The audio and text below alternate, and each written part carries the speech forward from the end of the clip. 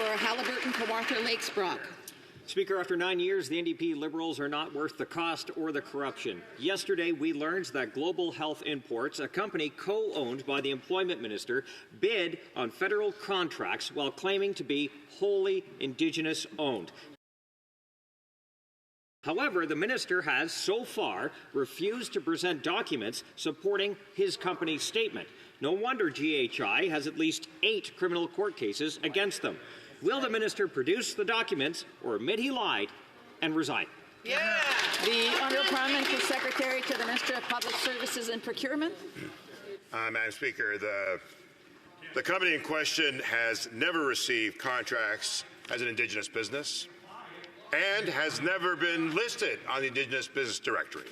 However, unlike the Conservatives, we will continue to work and partner with Indigenous people so that they have economic reconciliation. Member for Haliburton, Kawartha Lakes Brock. Speaker, the point is that the Employment Minister's company that he co-owned checked the box claiming to be Indigenous-owned. And if true, that's fraud. That's the point of this whole thing. It's amazing. And not only that, they circumvent the regular procurement process. The Liberals have no shame, Speaker. They would rather push down Indigenous-owned businesses in order to secure contracts and enrich themselves. So, if the minister will not produce the documents or answer any questions, will the Prime Minister do the right thing? Fire him. Yeah. The Honourable Parliamentary Secretary. Madam Speaker, let me reiterate. The company in question never received a contract for as an Indigenous business. The company was never on the Indigenous Business Directory, and we continue to work very closely with Indigenous partners to ensure their success. And we'll do so even without the Conservatives who are blocking and obstructing the very necessity of working closely with Indigenous people so that they too can succeed, and we will continue to do so. The honourable member for St. Albert, Edmonton. Madam Speaker, the Minister of Employment is embroiled in allegations of conflict and fraud, and yesterday it was revealed that the minister falsely represented that his business is wholly Indigenous-owned in an effort to secure millions of dollars in federal contracts. This is disgusting cultural appropriation and outright fraud. So in the face of that, why is he still in Cabinet? Yeah.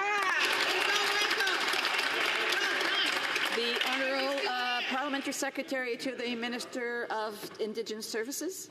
Madam Speaker, once again, the company has never been listed on the Indigenous Business Directory, has never received a contract for that procurement strategy for Indigenous businesses that's meant to uplift Indigenous entrepreneurs. Our focus is building up Indigenous businesses through this procurement program, and it's all about economic reconciliation. Order, order. The honourable member for St. Albert, Edmonton. Madam Speaker, the point is that the minister lied. Let's look at the facts. The minister tried to scam taxpayers by stealing millions of dollars in government contracts from legitimately owned Indigenous businesses. The minister is a fraud. He is a disgrace. He needs to go. And he needs to go now. Why would the Prime Minister fire him? The honourable member knows full well that quite a few of the words that he used were not acceptable when addressing Parliament. So I would just ask members to please refrain from using those words to attack individuals. The honourable member for the Honourable Parliamentary Secretary for the Minister of Indigenous Services. Madam Speaker, once again, the company was never listed on the Indigenous Business Directory and never received a contract. But while we're talking about Indigenous Business Directory, I'd like to highlight that since we announced that 5% target, we've seen a surge in Indigenous entrepreneurs' interest and investment in that program. Conservatives were aimless. They didn't set targets, and it showed. Only 1% of contracts were going towards Indigenous businesses. The Conservatives' hidden agenda here is obvious, Madam Speaker, and on this issue, they're being disingenuous.